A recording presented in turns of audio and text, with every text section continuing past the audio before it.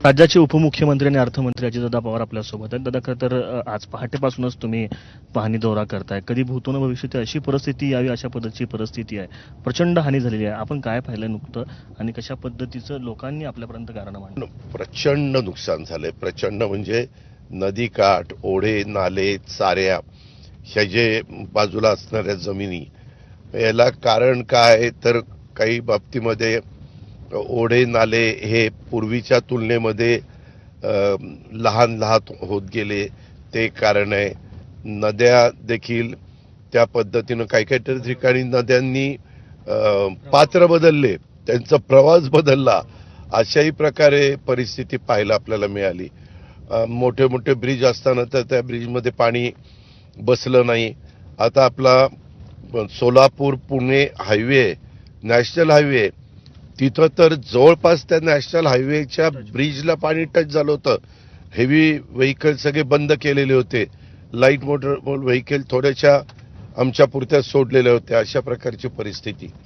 आणि त्याच्यात घरांचं नुकसान झालंय, विहिरींचं नुकसान झालंय, सर्व प्रकारच्या पिकांचं नुकसान झालंय, फळबागांचं नुकसान झालंय, रस्त्यांचं नुकसान प्रचंड झालं, जे काही पूल होते त्यांचं नुकसान झालं, नदीमध्ये जे केटीवेअर होते त्या केटीवेअरचं नुकसान झालंय.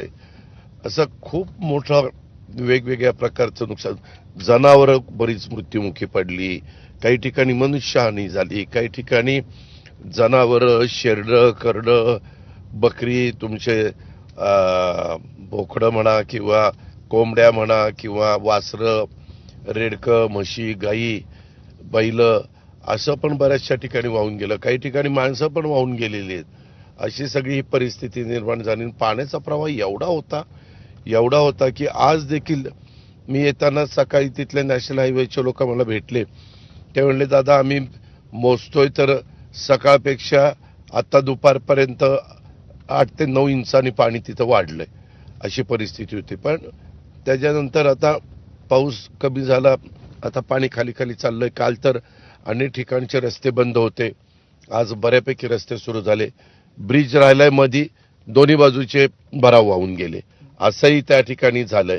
आणि दुसरी गोष्ट, हवामान खात्याने असं सांगितलंय, ह्या आठवड्यात पुन्हा पाऊस पडण्याची शक्यता आहे. विशेषतः 27, 28, 29, 30 हे 3-4 दिवस फार धोक्याची असू शकतात किंवा अतिवृष्टी होऊ शकते. त्याच्यावर ती पण काळजी सर्वांनाच घ्यावी लागेल, सरकार म्हणून आम्हाला घ्यावी लागेल. पण यंत्रणा देखील राबतीये, कारण कंटिन्यू पाऊस असल्यामुळे काही ठिकाणी एअरलिफ्टिंग करावं लागतंय, काही बाबतीमध्ये एनडीआरएफची टीम जातीये, आर्मीची टीम जातीये. म्हणजे आपण असं कुठलंच बाबा ह्यांना आम्ही बोलवायचं कुठंतरी राहिलोय आणि म्हणून नागरिकांना आम्हाला सुरक्षित स्थळी नेता आलं नाही, असं कुठंही आम्ही होऊन दिलं नाही. मुख्यमंत्र्यांच्या सहित सगळ्यांनी त्याच्यामध्ये अंग झोकून यंत्रणा हलवण्याचा प्रयत्न, यंत्रणा ह्या सगळ्या अडचणीतल्या माणसांना मदत करण्याचं काम, असं सगळं आपण केलेलं आहे.